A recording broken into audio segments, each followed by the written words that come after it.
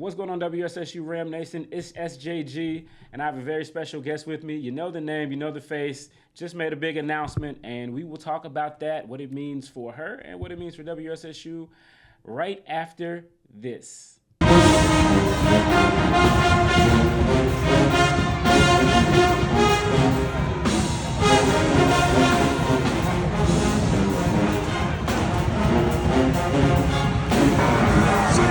All right, ladies and gentlemen, again, this is SJG. Welcome back to WSSU Ram Nation. Please go ahead and hit the like button, and if you haven't already, hit that subscribe button as we continue to push forward and build out the platform.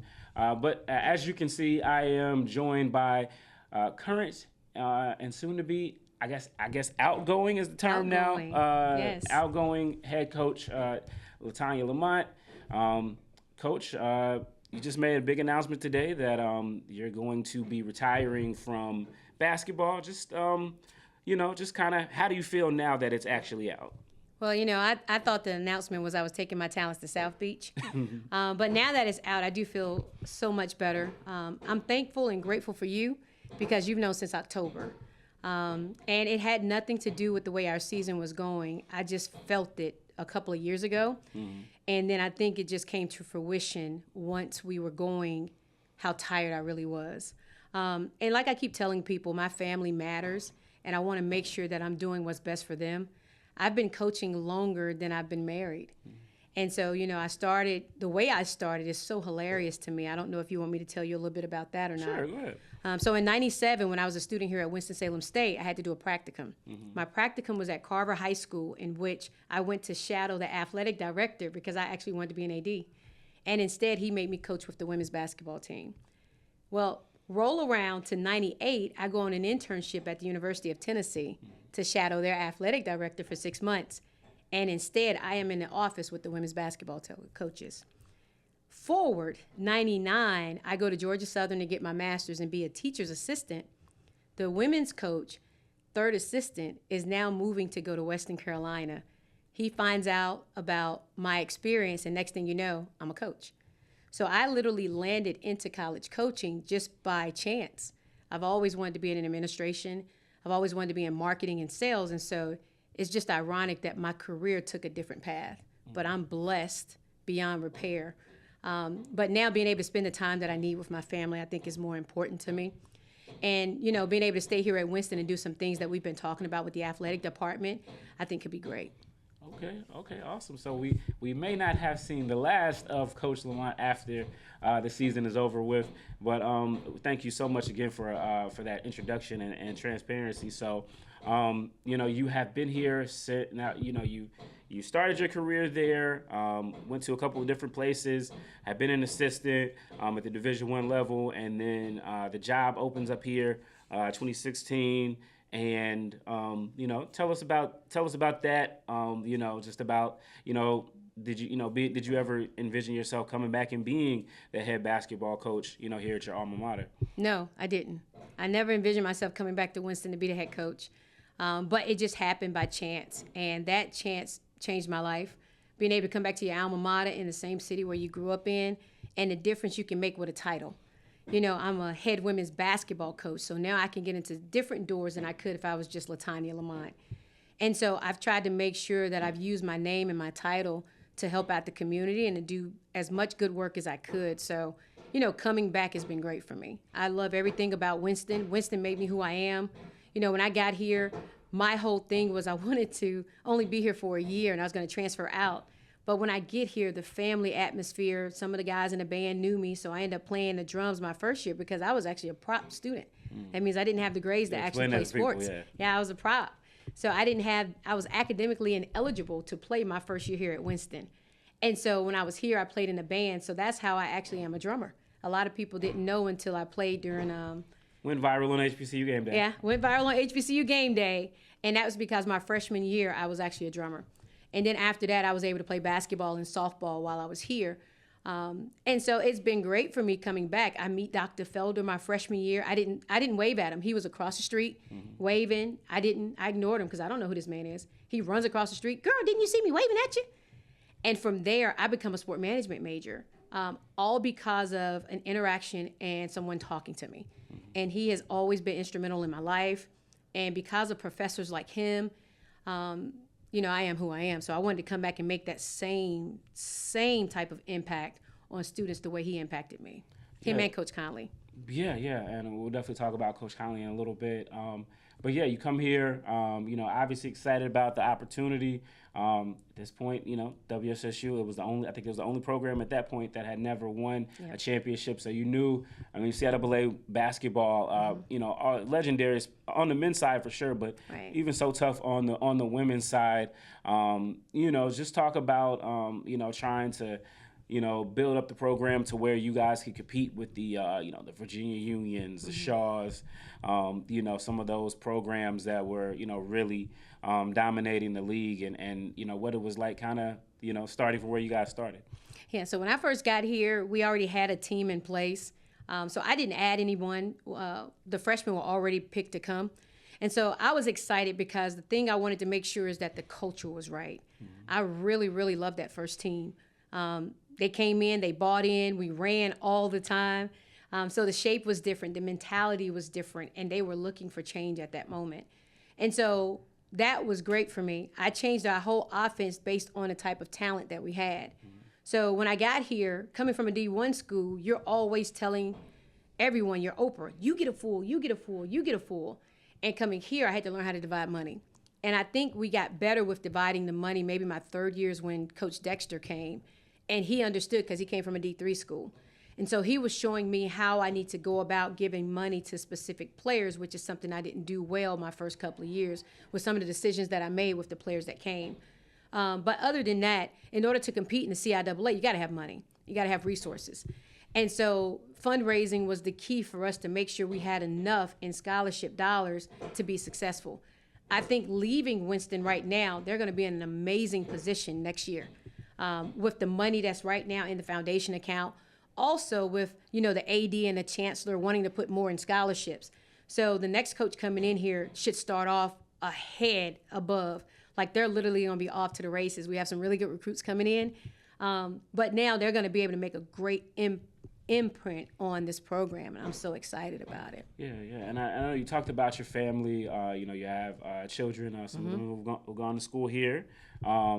You know, and your husband and everything like that.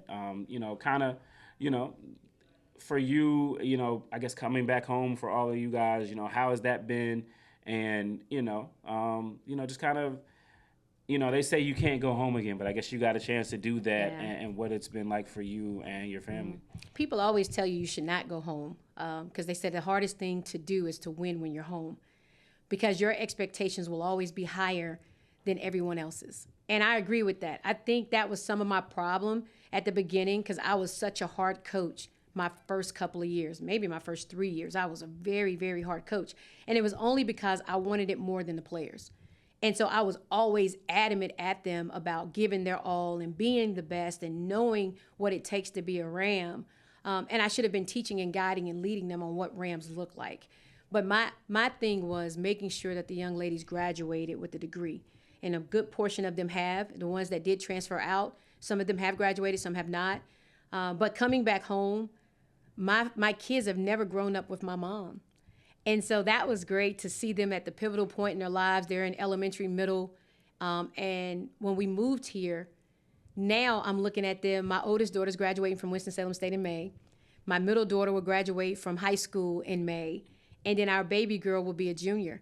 So they've been here from elementary, middle school. And now looking at them, it's so amazing because they were able to spend time with my mom. They was able to spend time with my sister and her kids. And normally we would always hang out maybe twice a year because I never lived in a city. So you can come home again. You just got to make sure when you come home, you get people on board with you that matters. Like your coaches matter, your players matter. Having the right administration matters, and having people that's going to have your back matters. Like the one thing about the Rams, man, I love my Ramley. They've literally had my back.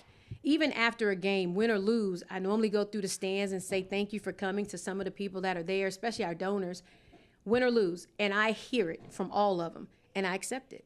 I think you have to. That's how you grow as a person. And I think as a coach, you have to be willing to make changes. So I love that Winston-Salem State has helped me to make changes. They've made me a better person, a better coach, a better friend, even a better mom, because it made me realize what's important. And I think that's why I've gotten to this decision now, because of my kids and because of my husband. You know, time is fleeting. And I want to make sure that I am the best wife I can be.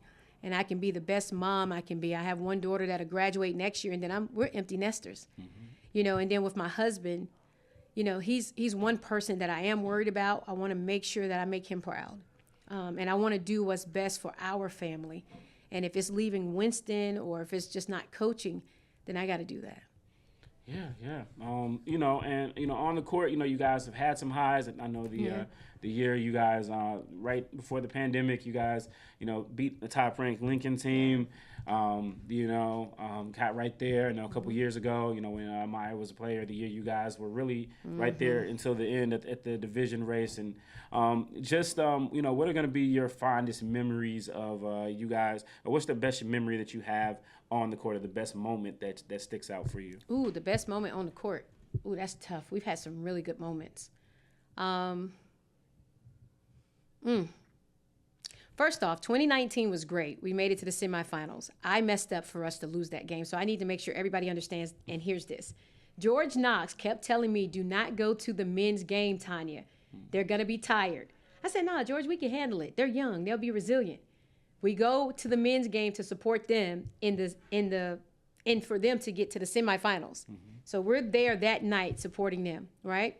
Then the next day, we come in for our semifinal game. An hour and a half prior to, we're on the court practicing and warming up. If I could do that all again, we would not have went to the men's game, and we literally would have gotten on the court 20 minutes prior to, or either 30 minutes prior. So we would have had our legs and our energy because we were going into our third game. So that was one mistake that I made. So I do want everybody to understand that. But I will tell you this, the 2020 year was an incredible team, the team that never was. I think that was the team that we really would have won the CIAA with. Oh, my God, we had so much talent, and those practices was great. But when I think of a moment, it's hard because I have so many. When we played down at Chowan, I want to say we had a lot of people in foul trouble. We finished the game with Candy and Pate both having over 30 points. So we just kept dropping the ball on the inside. That was a great moment. Beating Johnson C. Smith my first year at Johnson C. Smith, that was a great moment, the way the girls ran off the court and hugged me, because that was the first time they ever beat Johnson C. Smith, and those young ladies had been at the school for 4 years. So they were pretty elated about that game. So that's a great memory. Beating Lincoln, you know, in 2019 was a great one too.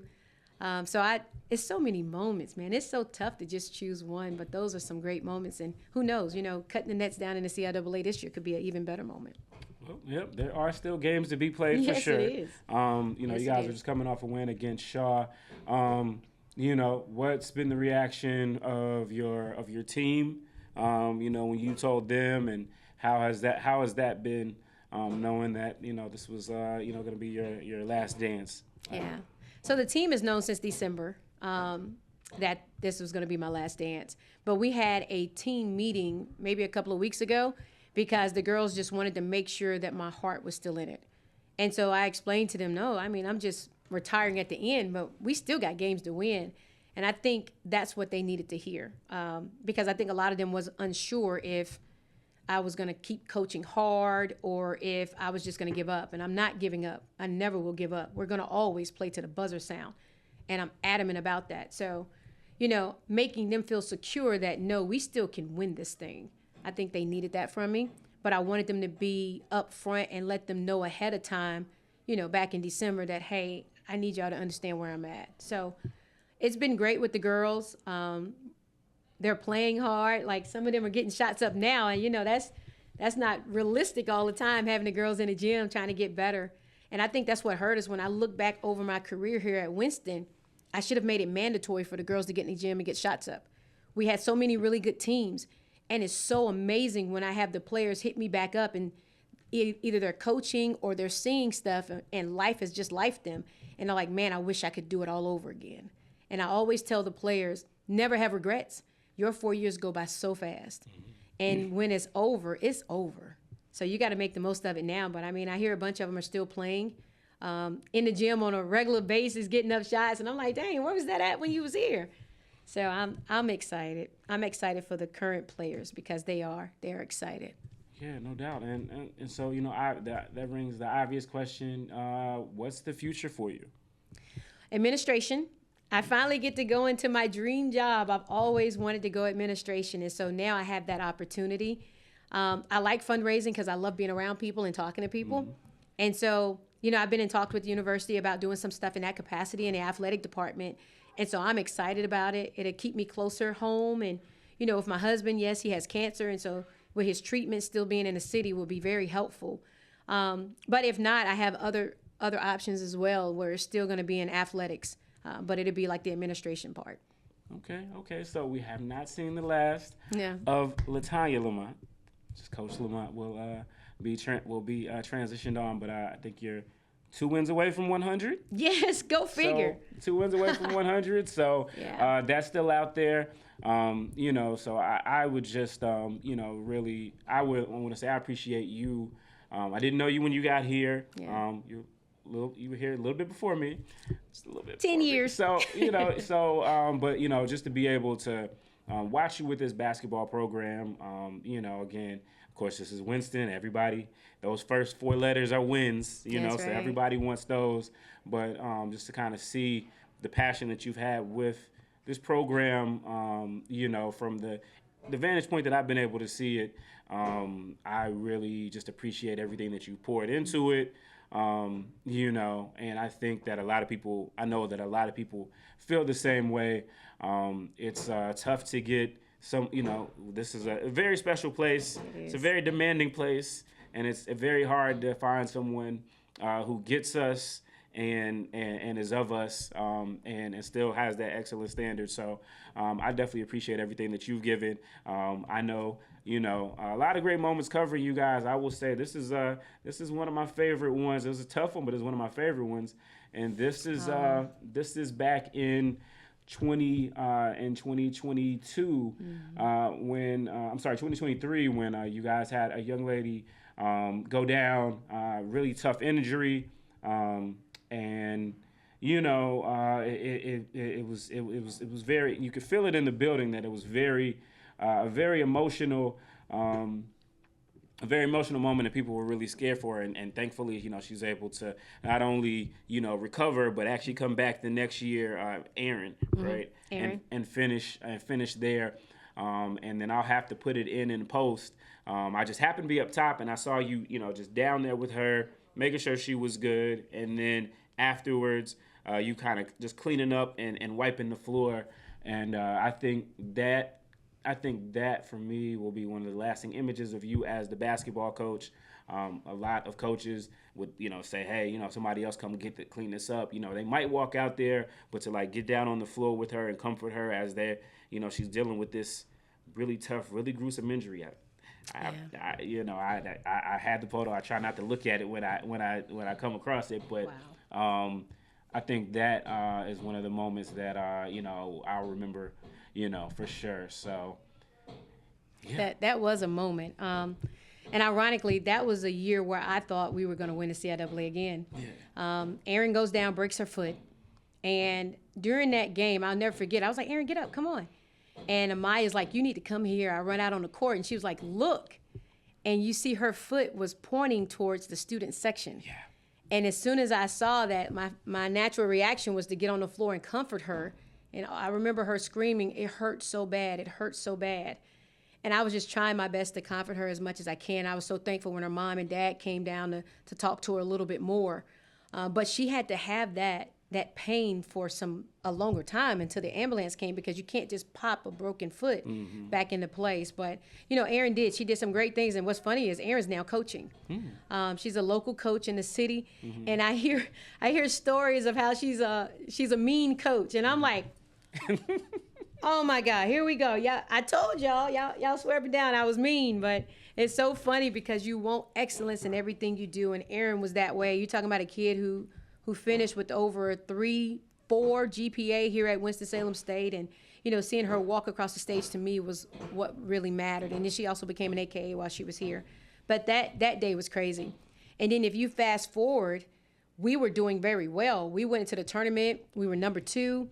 And I just knew we were going to have a great breakthrough. But if you remember, we ended up playing Fayetteville State right afterwards. And in Fayetteville State game, Ja'Kiah Mack went down because of a broken nose. So when we get to the tournament, we were excited that we got to wait until Thursday because we had 4 people out that we were hoping we could get back. So we get Ja'Kiah back. We're winning in the first half. A lot of people keep forgetting the second half, she didn't play at all. So the defensive pressure on the ball handler was out. And then we had another girl. We had 2 other people that was out. And so it changed the momentum. If we had Aaron, we had J-Mac.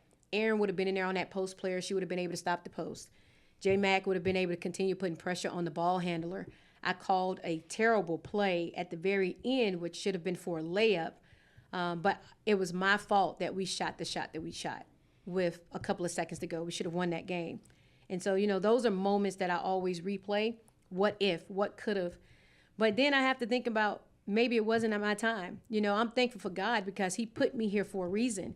And I got a text message from a former player who didn't play for me.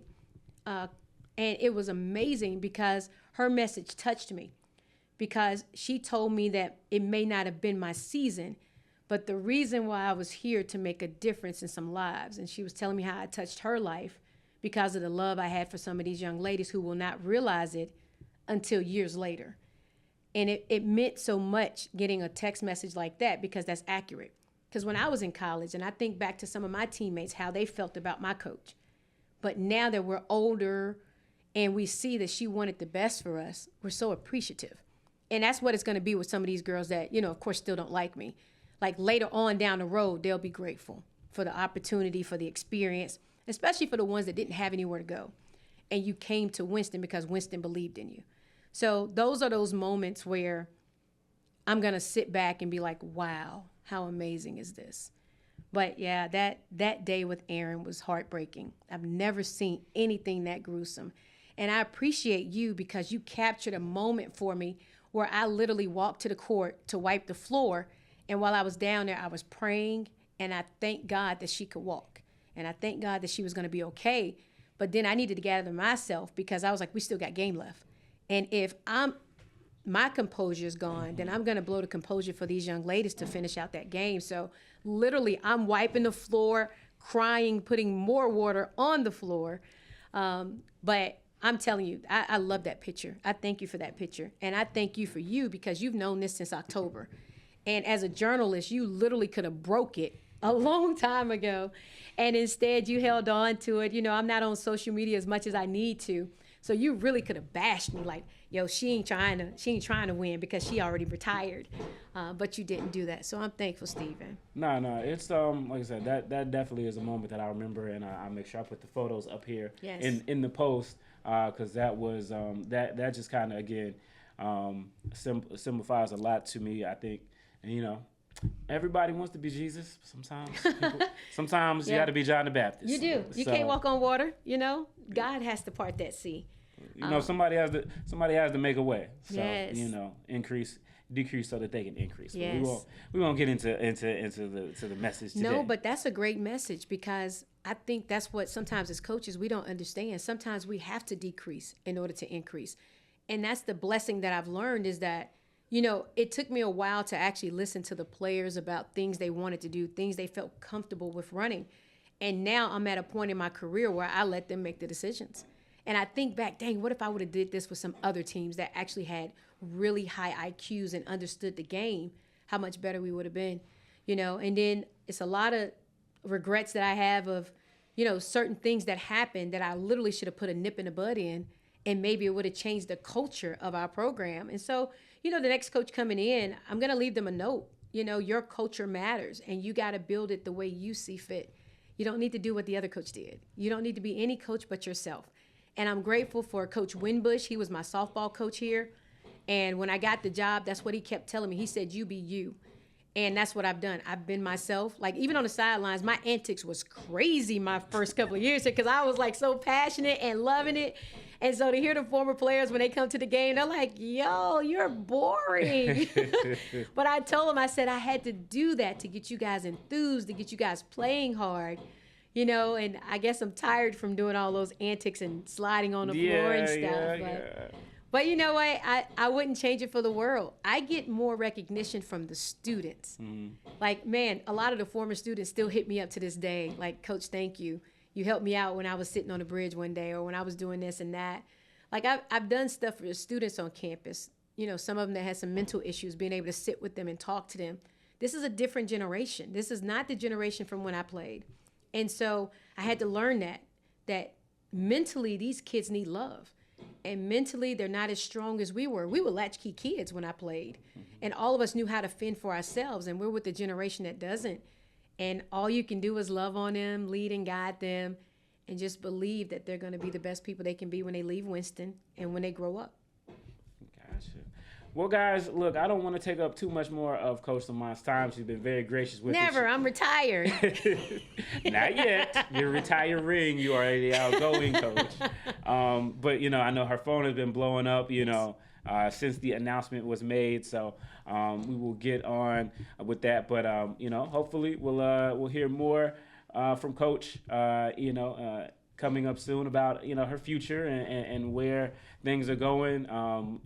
You know, no matter where it goes, you know, you're always a part of WSSU Ram Nation. So thank you.